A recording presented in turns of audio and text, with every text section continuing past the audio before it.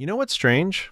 Some of the most emotionally intelligent people you'll ever meet didn't learn it in classrooms, books, or self-help routines. They survived it. They can walk into a room and feel the tension before anyone says a word. They notice the slight pause in your voice, the shift in your eyes, the energy that changes without explanation. And the world often calls that overthinking or being too sensitive. But what if it's something else entirely? What if that awareness isn't a flaw, but a form of intelligence? If you've ever felt like you're always reading people, always scanning, always a step ahead emotionally, welcome.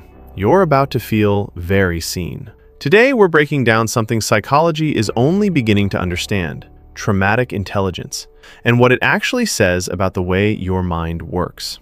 Here's what nobody tells you about being too aware. It's not really about anxiety, and it's not just your personality. It goes deeper than that. It's about how your brain adapted to environments where paying attention wasn't optional. It was necessary. And once you understand this, a lot of things about yourself, the way you think, the way you feel, the way you move through the world, start to make a very different kind of sense.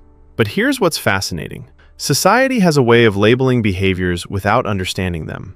If you're someone who reads the room instantly, who notices emotional shifts before they're spoken, who prefers depth over surface-level interaction, chances are you've been misunderstood. You've probably been called intense, distant, or even antisocial at some point. But what's actually happening is far more sophisticated.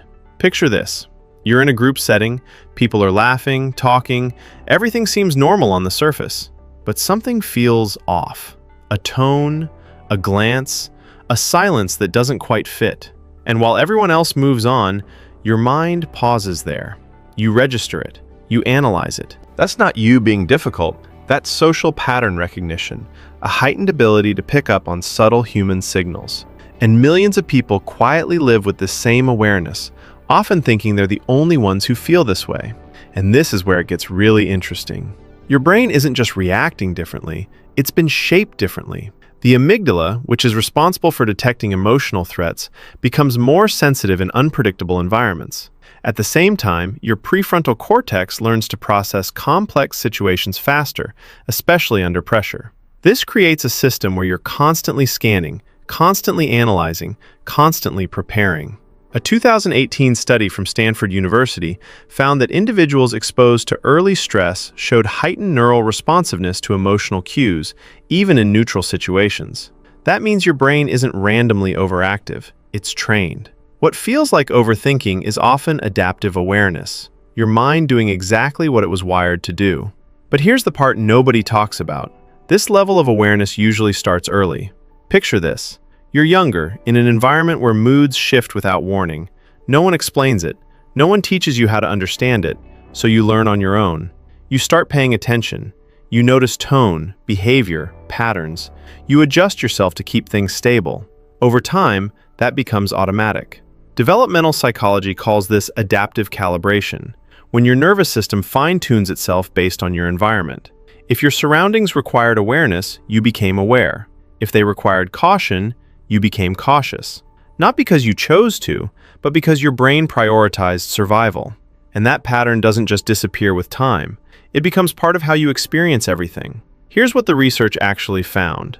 Psychologists Richard Tedeschi and Lawrence Calhoun introduced the concept of post-traumatic growth, which shows that people who go through adversity can develop deeper emotional insight, stronger resilience, and a more meaningful understanding of life.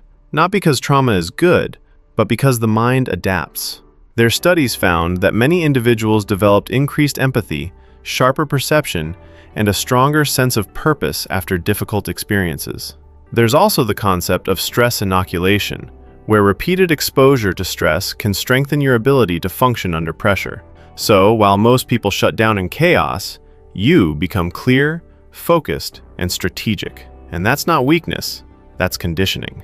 Now here's the counterintuitive part. While most people move through life reacting to what's obvious, you're responding to what's hidden. They hear what's said, you notice what's meant. They see actions, you recognize patterns. They experience moments, you analyze meaning.